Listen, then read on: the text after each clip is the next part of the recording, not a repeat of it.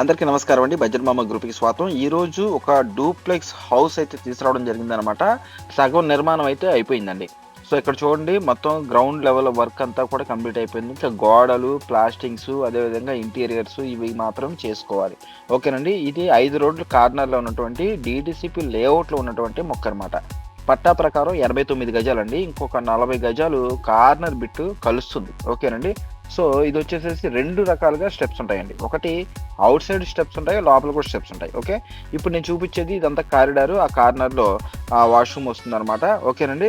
ఇక్కడ children bedroom. ఓకేనండి. అదేవిధంగా ఇదొచ్చేసేసి మాస్టర్ బెడ్‌రూమ్. ఓకేనండి. ఇదొచ్చేసి దానికి అటాచ్డ్ బాత్రూమ్ అనమాట. ఓకేనండి.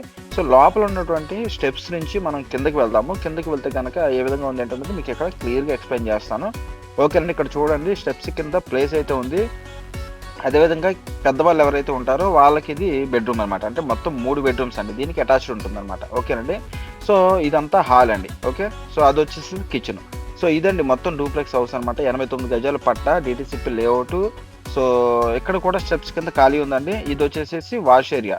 సో, 3 బాత్రూమ్స్ వస్తాయండి. అదేవిధంగా బోర్ ఇచ్చేశారు. ఓకే. ఇదొచ్చేసేసి కామన్ ఏరియా అండి. Common area. ఇది కేవలం ఈ ప్లాట్ వాళ్ళకి వర్తిస్తుంది. సో, దాంట్లో మీరు చక్కగా కార్ పార్కింగ్ పెట్టేసుకోవచ్చు. ఈ ఇల్లు ఏలూరు హనుమాన్ నగర్‌లో అవైలబుల్ ఉందండి. వెంటనే త్వరపడండి. థాంక్ యూ అండి. Thank you so much.